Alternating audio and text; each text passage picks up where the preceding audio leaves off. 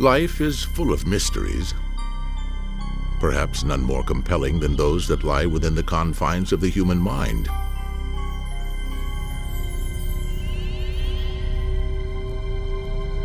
Most of us perceive the outside world by virtue of the 5 known senses. But there are some people who claim they see the world through extrasensory channels. Do these strange powers of the mind truly exist? Can they be measured, tested, even harnessed? Or are they destined to remain beyond our grasp? We'll seek the answers to these and other questions as Reader's Digest's Mysteries of the Unexplained presents Powers of the Paranormal.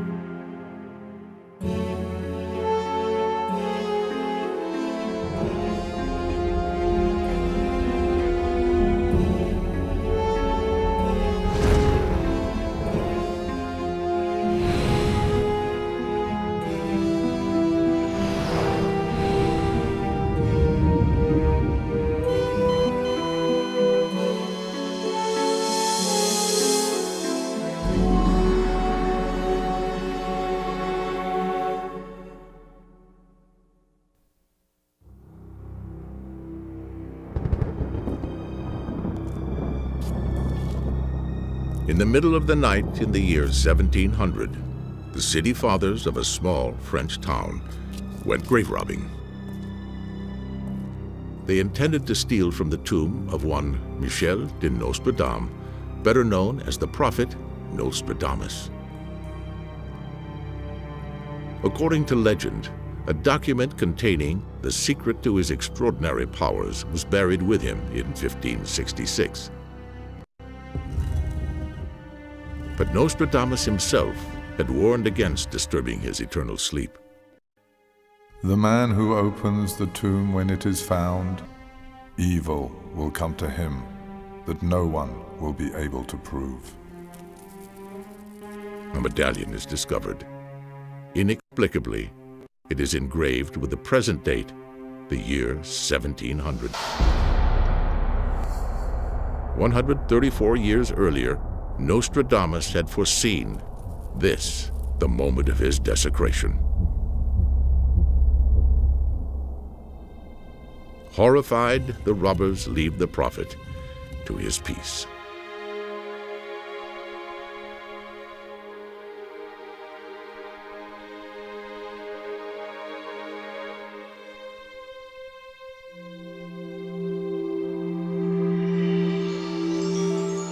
Our desire to peer into the future is universal.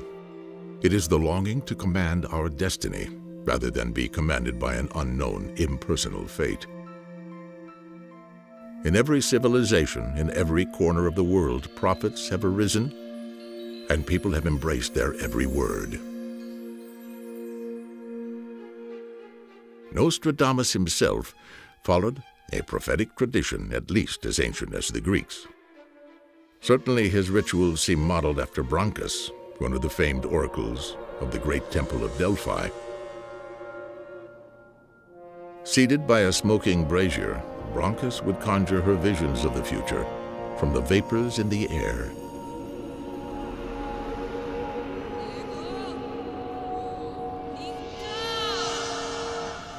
But by the time of Nostradamus, those engaged in fortune-telling were thought blasphemous and malign.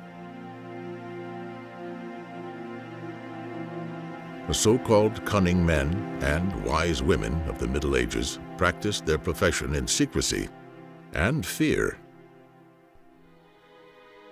The Catholic Church saw little difference between a soothsayer and a heretic. Indeed, the Inquisition doled out a similar fate to both. Prophets were arrested and burned at the stake.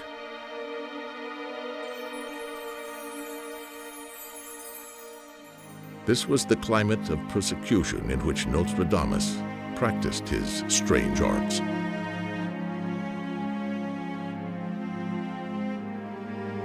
Indeed, his interest in magic, his ecstatic trances, his writings and predictions all might have doomed a lesser man.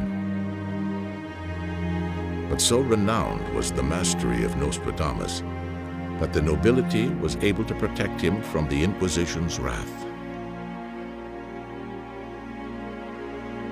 Nostradamus walked a tightrope between religious correctness of the 16th century and getting himself burned at the stake. He died in his bed, so he was a success at not upsetting the church authorities too much. But you've got to understand, in the 16th century, it was not so much that you were performing heresies, but if you were indiscreet about it. Over 36,000 words of prophecy flowed from his pen. His epic work, The Centuries, holds more than 900 predictions about the future of the world. Nostradamus lived to see some of his prophecies fulfilled. The most famous concerned the death of the reigning monarch of France, Henry II. In 1556, he forewarned the king that he would be killed in a joust. The prophecy described in detail what happened. This is what it said. The young lion and the old lion will meet and ritualize combat on the field of honor. And then he says, he shall have his eyes pierced through the golden cage. Despite the warning, Henry entered a joust. His opponent's lance shattered as they clashed. The splintered shaft penetrated the golden visor of the king. 10 days later, he died. Nostradamus's prophecies are couched in 4-lined rhymed verses called quatrains. Written in an obscure and cryptic style, sprinkled with Hebrew, Latin, and Portuguese words, they are difficult to interpret.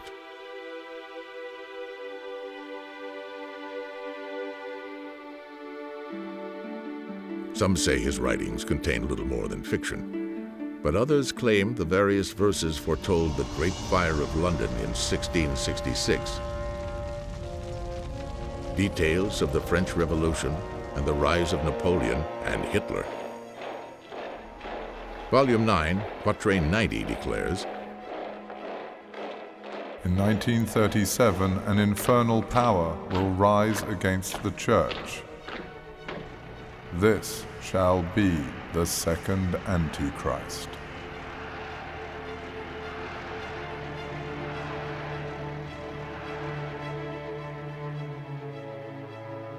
The chilling accuracy of his predictions have ensured Nostradamus his place in history. But what of his predictions yet to come?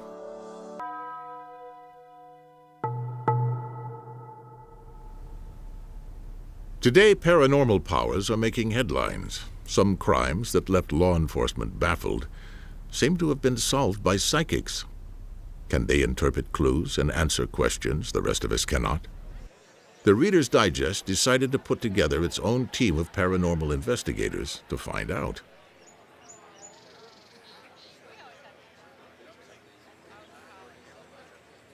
Sometimes you have to use alternative methods of investigation to point you in the right direction, and you have to keep an open mind as to all possibilities. A little girl has been missing from her home in Rochester, New York for 2.5 years.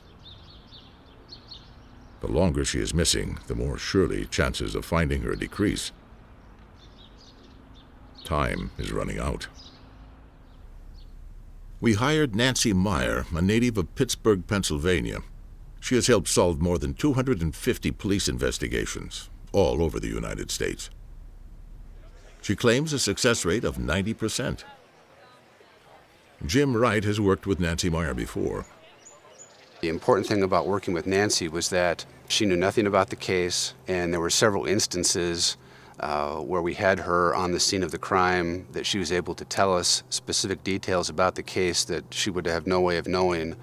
And also, she had done some work for us in the way of sketches of suspects and a murder weapon and so forth that we were able later to link up with some suspects.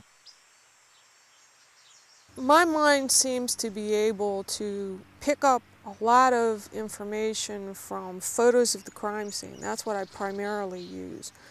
Or If it's a missing person, I use photos, handwriting samples, maps to try, and then all of a sudden I'll lock in on some part of the situation that will tell me, this is what happened. Meyer needs very little to begin her search for the missing girl. Just a map showing where the child was last seen, a photograph of the girl that clearly shows her eyes, and a personal belonging.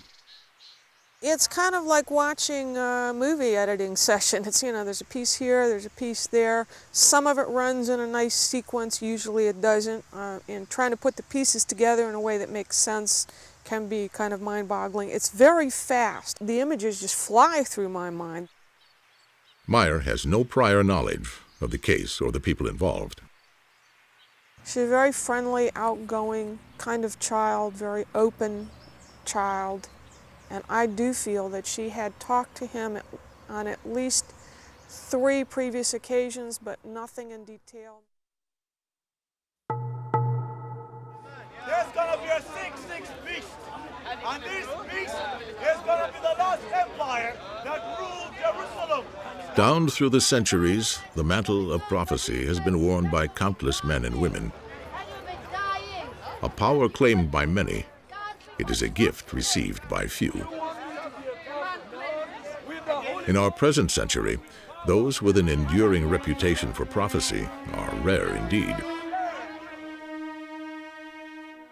But one man's predictions have yet to be dismissed by history. The earth will be broken up. The upper portion of Europe will be changed as in the twinkling of an eye. The greater portion of Japan must go into the sea.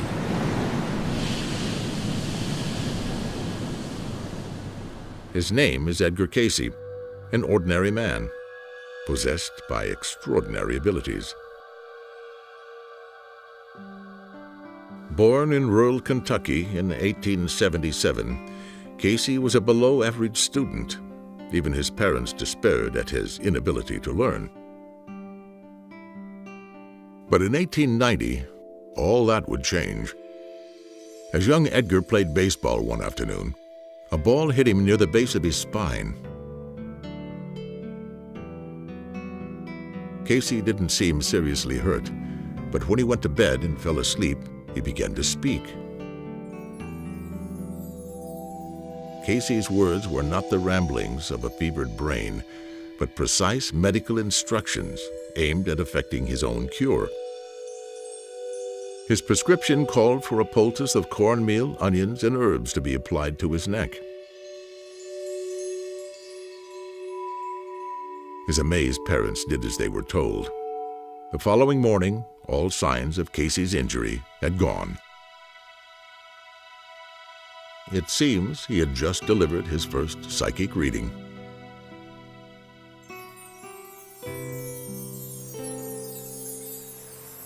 By the time he was in his 30s, Cayce was regularly dictating medical treatments and prophecies. His method was always the same. Falling into a trance-like sleep, he began to speak out loud. An assistant would transcribe his words. Upon waking, Cayce would remember nothing. He became known throughout the Western world as America's sleeping prophet. Among his most accurate predictions, the stock market crash of 1929, the timing and duration of World War II, the death in office of John F. Kennedy. True to his unassuming nature, Cayce never thought himself unique. He believed that everyone could develop psychic powers. In one remarkable reading, Cayce strayed from prophecy and gave instructions on how to read another's mind.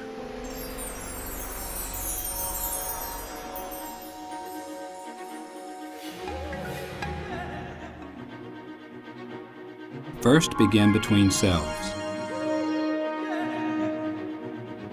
Set a definite time, and each at that moment put down what the other is doing.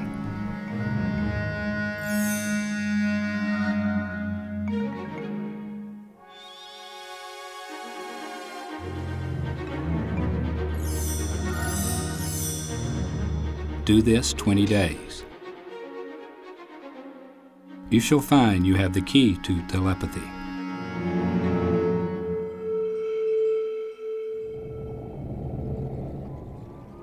But if telepathy still seems beyond our grasp, can we emulate Casey by harnessing other powers? Can we, as Edgar Casey claimed, learn to receive messages from the future? According to a recent study, dreams are the most frequently reported vehicle for psychic experiences. Researcher Alan Vaughn believes in prophetic dreams. I think everyone should realize that we have this extraordinary potential within us to dream about the future.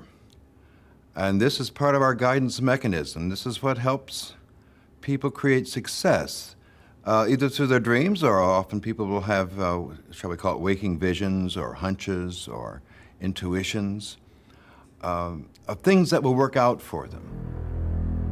Vaughn bases his belief on personal experience. In April of 1968, he began to have a series of strange and disturbing dreams. It was an election year. U.S. Senator Robert Kennedy was campaigning for the Democratic nomination for president. Over the next few weeks, as Kennedy gained momentum, Vaughn's dreams grew more vivid, his sense of an evil premonition stronger.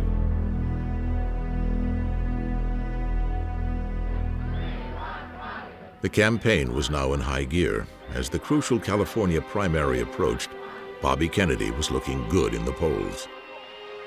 My thanks to all of you, and now it's on to Chicago, and let's win there. Thank you. May 25th, I woke up with a dream in which Robert Kennedy was being shot. In the dream, he was walking with some young people, walking down a hallway, and they were planning to go to a party.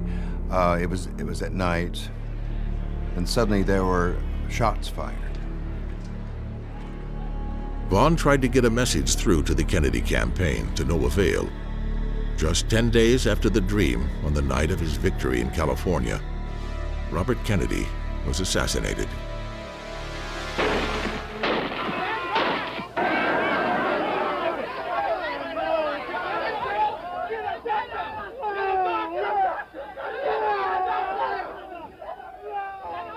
On June the 5th, when I heard the news that Robert Kennedy had been shot, it was the most horrible feeling I've ever had in my life. It was like I was guilty. It was my fault because I had not been successful in warning him.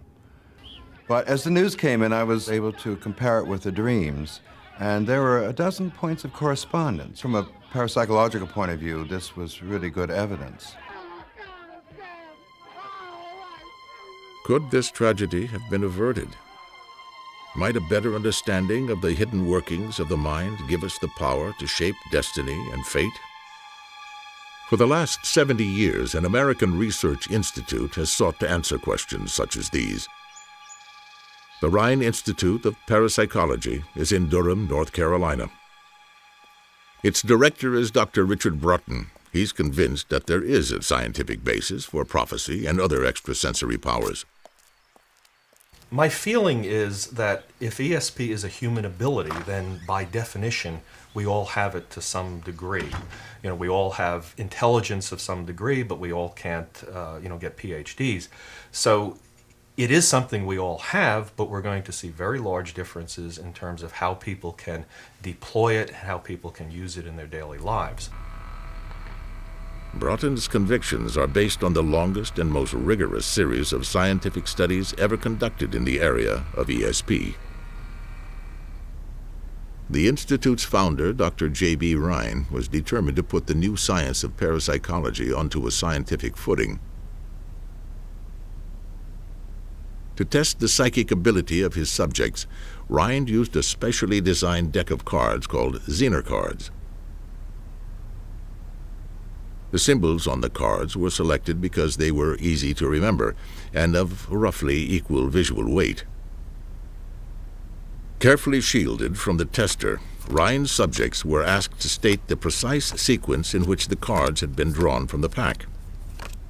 His star pupil was Hubert Pierce. On one occasion, Ryan offered Pierce $100 for every correct guess he made.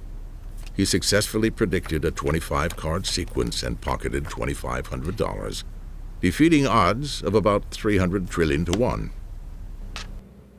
By the 1970s, Zener cards were no longer used to measure the mind's influence on chance events. Computers had replaced them.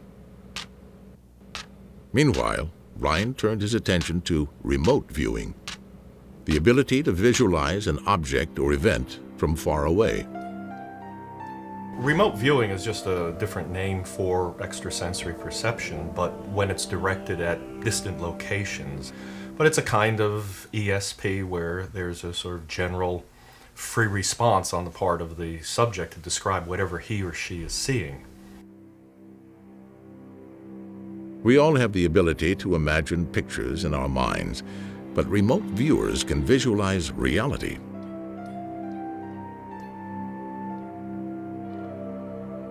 Remote viewing offers the most practical value of all psychic skills and is frequently put to the test. In the most simple experiments, a subject is isolated in a room and is asked to describe a photograph outside the room.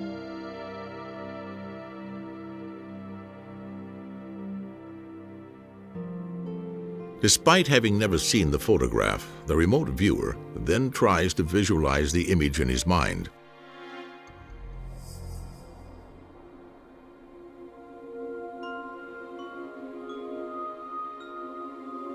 Under perfect conditions, such photographs have been described in minute detail.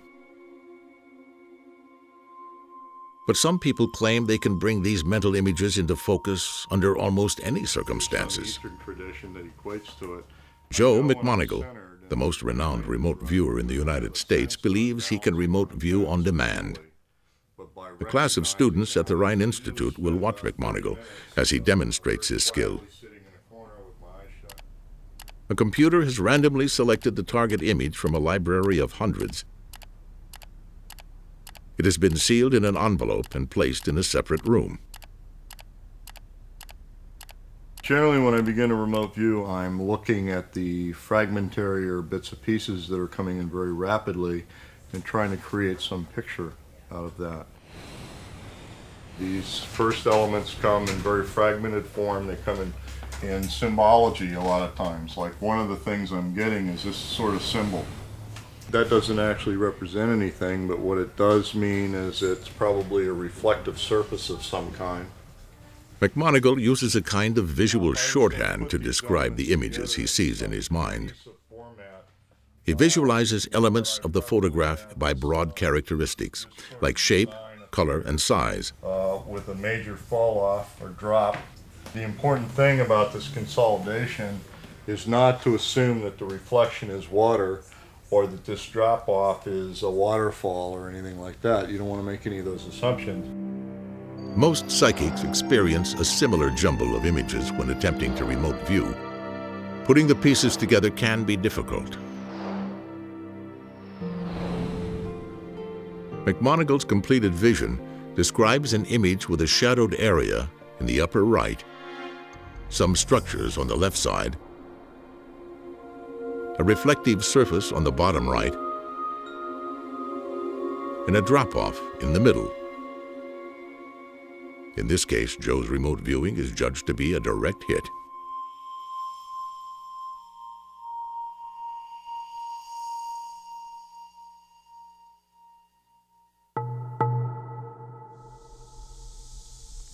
We were so impressed by McMonigle's remote viewing skills that we asked him to join the Reader's Digest investigative team. Joe McMonigle's experience as a psychic investigator includes 25 criminal cases. He claims his crime-solving record is 60% successful.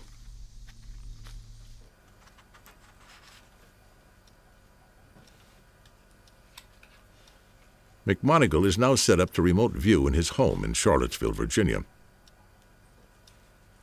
For a remote viewer, it's much harder to find a missing person than to identify an object or a location.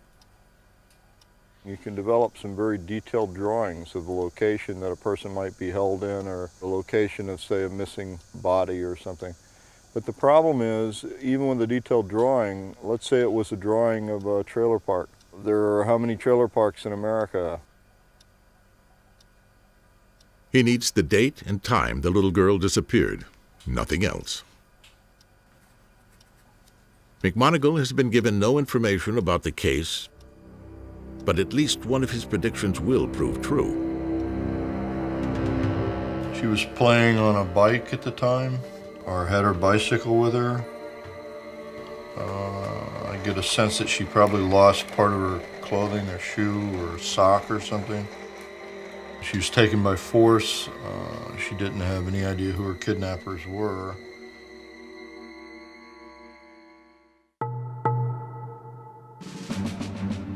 One more facet of Joe McMoneagle's biography must be mentioned. He's a graduate of the most remarkable program in the history of American espionage. Joe was a remote viewer for the CIA. Mr. Joseph McMoneagle received a Legion of Merit Award, which was given in part for providing invaluable information with a novel intelligence gathering technique, which was briefed at the highest levels of the executive and congressional branches of our government. In the throes of the Cold War, the CIA received alarming information that the Soviet Union was turning to parapsychology as a source of exotic espionage. Convinced that the Soviets were dangerously far ahead in the strategic use of psychic powers, the United States retaliated.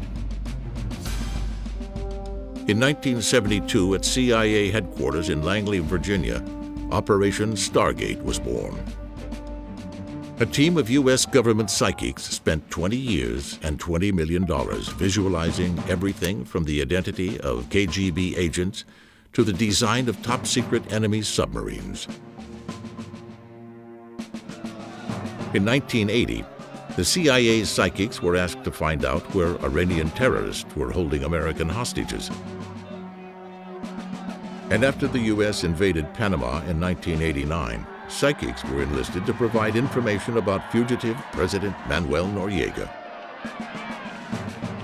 They were asked to provide a layout of the interior of Noriega's home. The psychics delivered a top-secret report showing both the rooms and their contents. Finally, in 1995, the CIA went public. There was large media attention when the CIA finally announced their findings, and ESP and the use of it in the government are ripe for ridicule. Our project, however, really survives best with responsible criticism. We enjoy skeptics. In fact, if we can't find them, we'll hire them from somewhere if they don't volunteer. We want skepticism because we improve our product, we learn more about what's going on. More recently, the Stargate program was terminated. Despite some promising results, it was considered too unreliable for military use. After years of research, ESP remains an enigmatic power. My feeling is that this anomalous information, extrasensory perception, comes and goes and serves similar needs to creativity. And we certainly can recognize great creativity in poetry or art, but it's very spontaneous. You cannot take a creative person and stick them in an artificial environment and say, make a masterpiece. It doesn't work like that.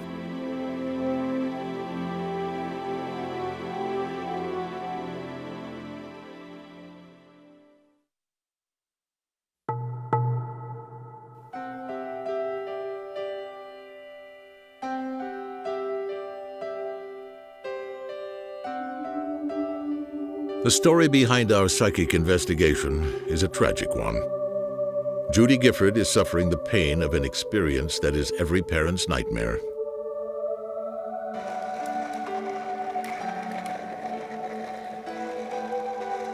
It was early evening on a beautiful spring day. Her 4-year-old daughter, Kaylee, was getting in one last ride around the block before dinner. It seemed like any other Monday. Judy picked up Kaylee after work. It was around 7 p.m. that she last saw her little girl.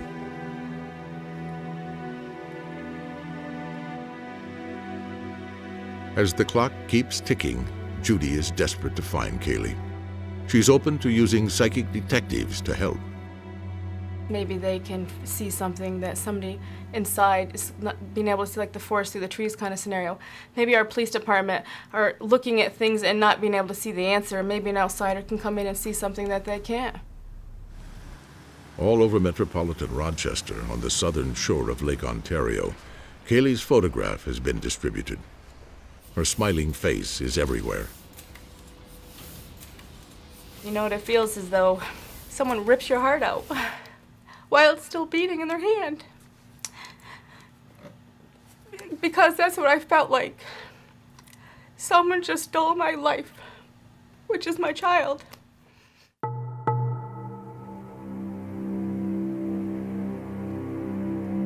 Remote viewing may be gaining credibility, but other paranormal powers seem more improbable. And psychokinesis, the ability to move objects with the power of the mind, may deserve our skepticism. If such a power exists, the laws of physics will have to be rewritten. As for the rules of the game of pool, they'll certainly never be the same.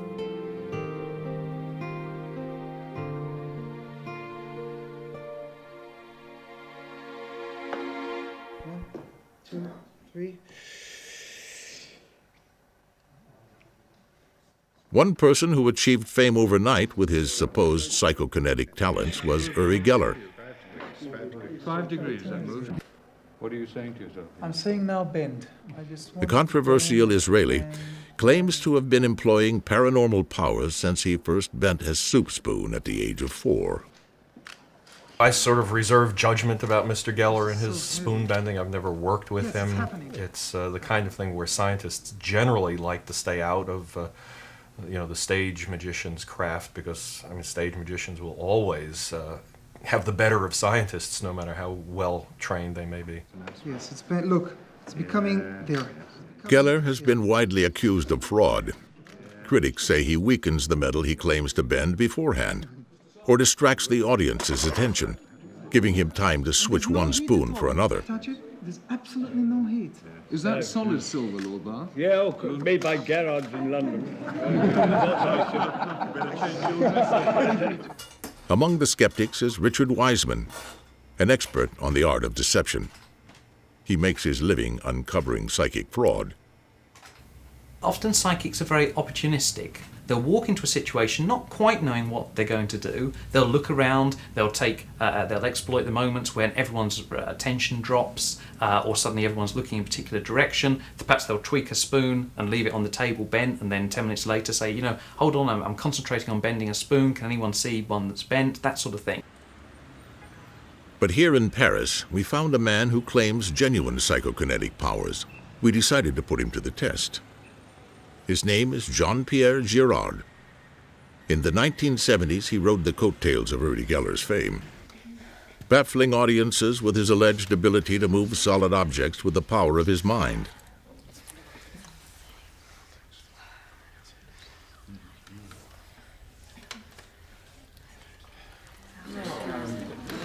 But like Uri Geller, Girard was widely accused of fraud.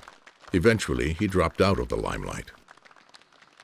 Demonstrations are often too flashy and done without scientific supervision. I rarely do demonstrations for the media. For the last 20 years, I've been doing mainly experiments in laboratories in a strictly controlled scientific environment. Je vais simplement demander à Jean-Pierre Girard de se laver les mains très consciencieusement. Today, Girard has agreed to demonstrate his abilities under one condition: that a properly controlled testing environment be provided. A French magician named Ranqui is Girard's monitor. He is president of a French association that is often called upon to investigate claims of paranormal occurrences.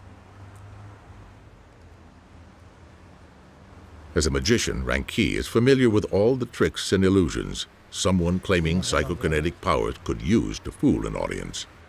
An illusionist is the person best suited to uncover fraud. Absolutely, all paranormal phenomena can be reproduced using illusion. That is to say, I can bend an iron bar, move an object, or do any of those sort of things, but I use magic tricks to do it. A glass table is set up so Gerard's hands are visible at all times.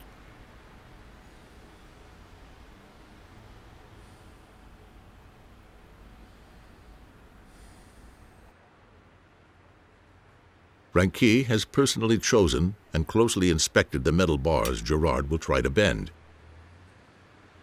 Each is labeled with a different number to prevent Gerard from switching bars during the demonstration.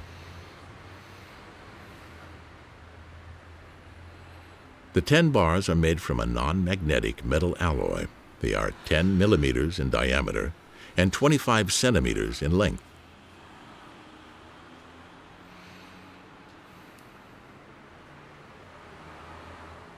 We watched as Gerard went to work. Approximately 10 minutes into the demonstration, the metal bar he held began to bend.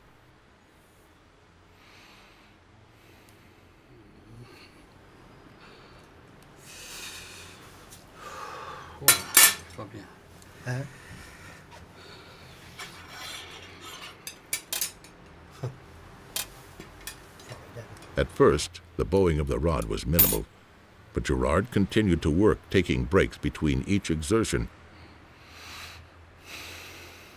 After 3 sessions, he had successfully bent a straight metal bar by 30 degrees. This is the first time I've seen an effect happen so quickly. Jean-Pierre Girard presents us a problem without a solution. I'm unable to explain. Even though I was right there, I cannot explain. I don't think any other musician could explain what he has done. But Richard Wiseman, who has performed hundreds of experiments with people claiming psychokinetic powers, remains unconvinced. I would love to see a miracle. I would love to meet a genuine psychic. And people often say, well, given all your negative results, don't you become very cynical? Don't you think you're wasting your time? But the fact is that at the end of the day, I would love someone to come through and prove us wrong.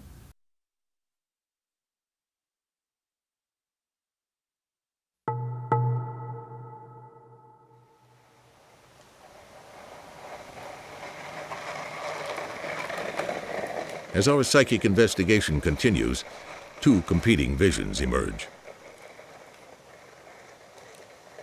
Can't get past this feeling that she knows this guy because she's so trusting of him. I have the feeling that he took her in a mid-sized car. I get the feeling that it was a Buick LeSabre and it was kind of a metallic blue. The van that was used in the kidnapping was sort of an off-white with gold markings or stripes, and it was stolen. He has sedated her in some way.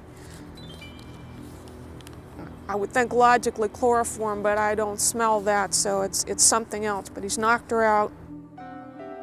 I have the van departing the area by accessing a 4-lane interstate road, and that was essentially going south. He's heading south on 490, and he goes about 5.5 to 6 miles, and he bears off an exit to the right. Really didn't take her with the intent of keeping her. She was delivered somewhere else. He sexually assaulted this child, and in the process of doing that, she was asphyxiated. I have a sense that she's still alive.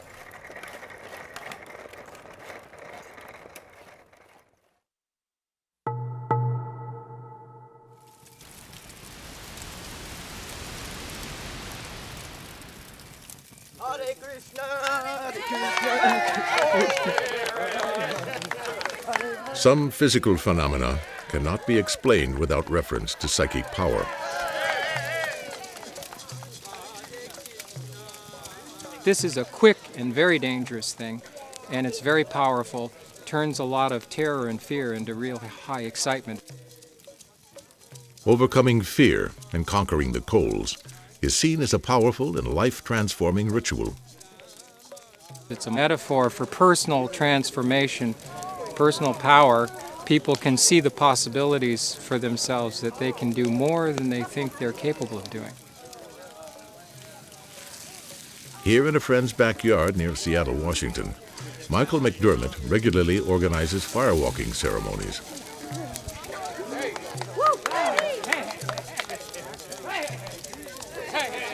Firewalking has been adopted by several New Age groups.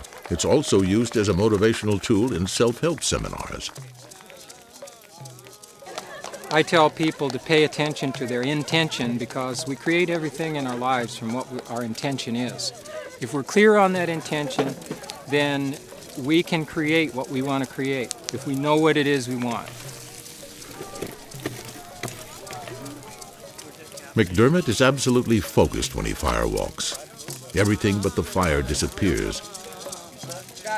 It's a state of mind that parallels the trance states found in many cultures. There's Hindu and Tibetan Buddhist firewalkers, and also the Native American traditions. Of course, there are examples even of firewalking in the Bible. The very fact that some people apparently are able to go through the ceremonies and not suffer harm gives us the exciting possibility that whatever this capacity, whatever this potential is, it lies within all of us. While there are many modern examples of trance-induced states, they pale by comparison with the altered states of consciousness seen in traditional cultures. Trance states, whether for prophecy, healing, or mind over matter, seem to be a universal feature of psychic power.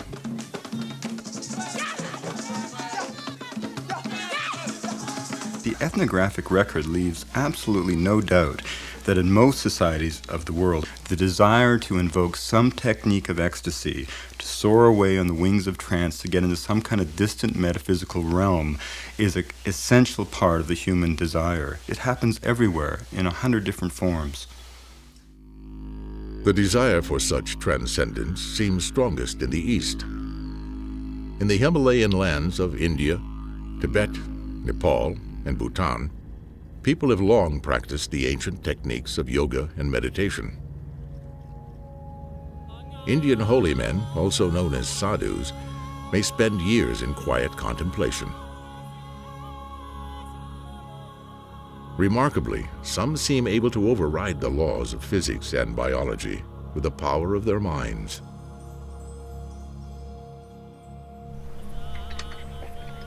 To explore the mysterious powers of the meditating mind, a Harvard University medical team undertook a series of expeditions into northern India in the 1980s. The expedition leader was cardiologist Dr. Herbert Benson. Benson's team came well prepared. They wanted to ensure that any phenomena they witnessed could be scientifically validated. Their equipment allowed for accurate measurements of stress levels, heart rate, and body temperature. With the blessings of the Dalai Lama, Dr. Benson became the first Westerner to study the previously secret rituals of Tummo Yoga. We went to the experts, Tibetan monks who were, in legend, allegedly able to dry icy wet sheets on their naked bodies, to melt snow around them, to do competitions. Those who melted the greatest amount of snow would win the competition. In an unheated chamber of a monastery with snow on the ground outside, the monks began their meditation. Wrapping their near-naked bodies in soaking wet sheets, they seek to invoke a spiritual heat against the freezing cold. First, they bring themselves into a quiet state of meditation.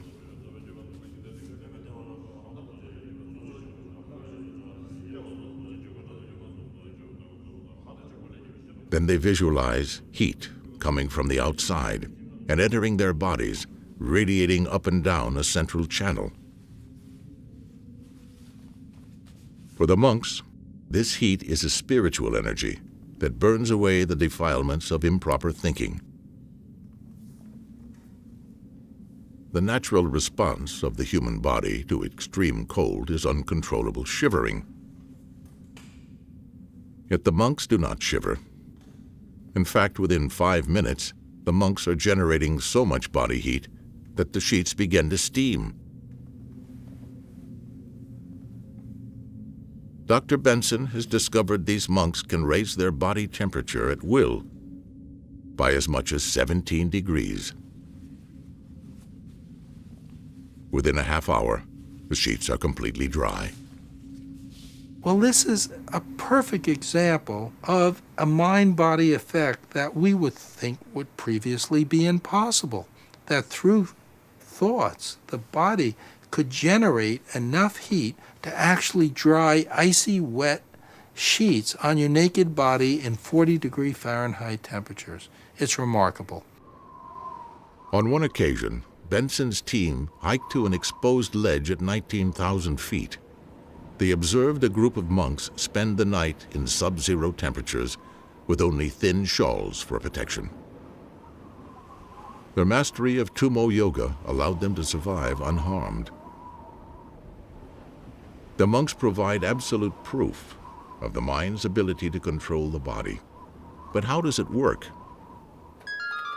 Back at Harvard University's Mind-Body Institute, Dr. Benson and his researchers are able to secure precise measurements of the physiological effects of meditation.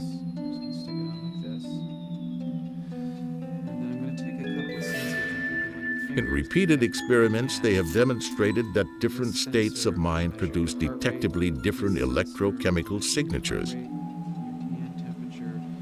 In particular, during the practice of meditation, a unique brainwave pattern dominates the electrical activity of the brain. According to Benson, the significance of such physiological changes is enormous. They're the indicator for a healing power that all of us possess. What we now know is that if you think in a certain way, your metabolism will decrease, your blood pressure will decrease, there's decreased heart rate, decreased rate of breathing, and feelings of peace and tranquility. There is nothing new about what we're talking, whether it be repetitive prayer, a rosary in Catholicism, davening in Judaism, centering prayer in Protestantism, or yoga, or meditation. They all evoke the same physiologic changes.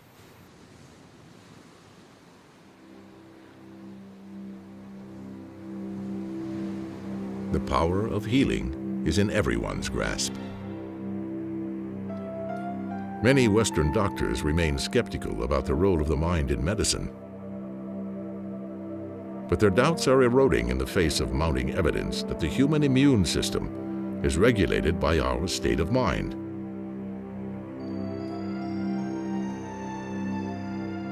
The body's healing system is far more powerful and complex than we ever dared imagine. The mind has many ways to influence the body.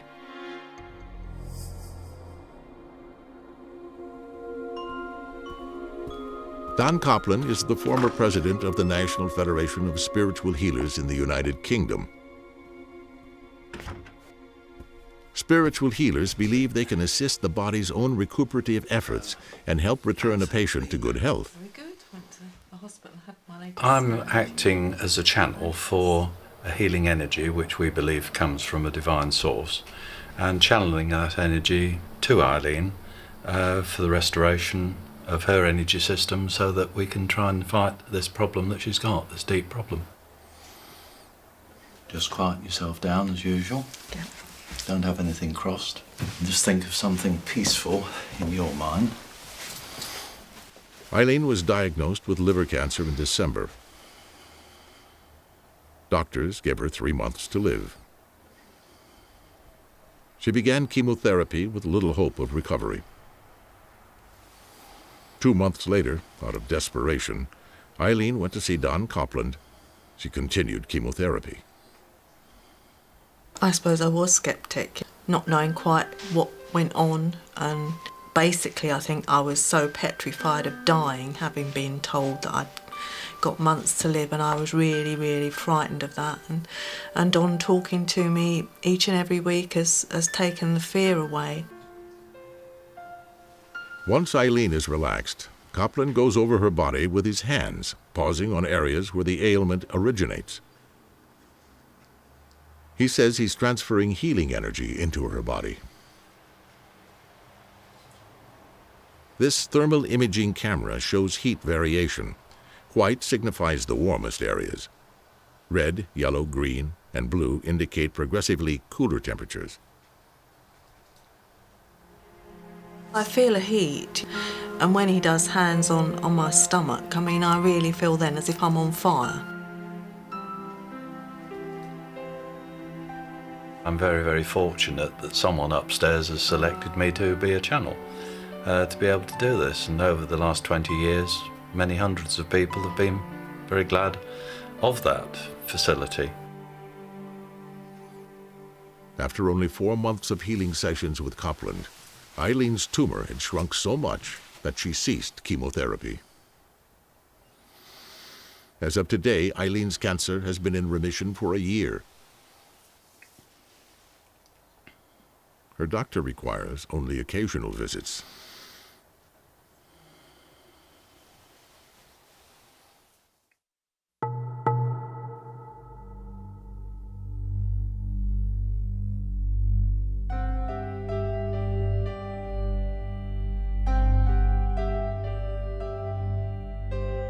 Psychics Nancy Meyer and Joe McMonigal have drawn very different conclusions about what happened to Kaylee Polton. Meyer believes the missing child is dead. Joe thinks she's still alive. Unfortunately, just 10 days after our visit to Rochester, Meyer was proved correct. We have just learned that, in fact, there is a suspect in custody in the disappearance of Kaylee Ann Polton. Unfortunately, the little girl has been murdered. 2.5 years after she disappeared, the body of Kaylee Polton was found in a factory water tank on the outskirts of the city of Rochester. A suspect led police to her body after confessing to the killing.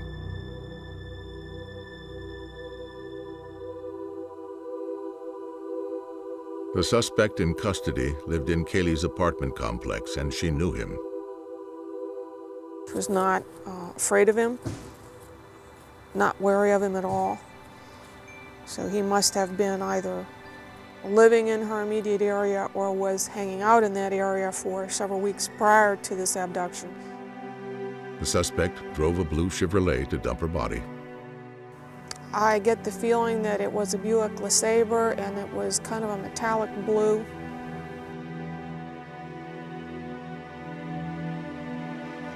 Kaylee Polton was strangled to death. She was asphyxiated.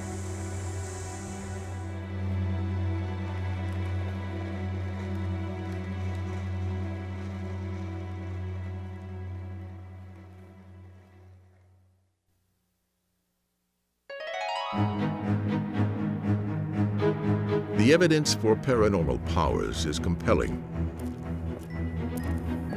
The source may be mysterious, their manifestations irregular, but remarkable abilities do exist.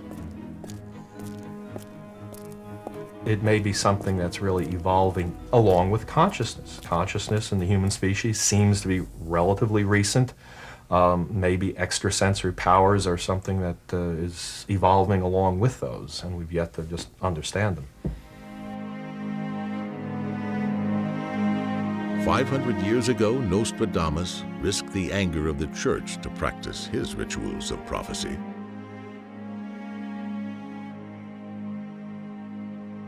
Today, the psychic abilities of Joe McMonigal have received the sanction of the CIA.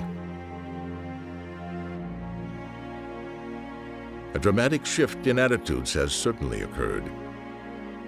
But perhaps a more fundamental transformation is also taking place. The evolution of the paranormal powers of our minds.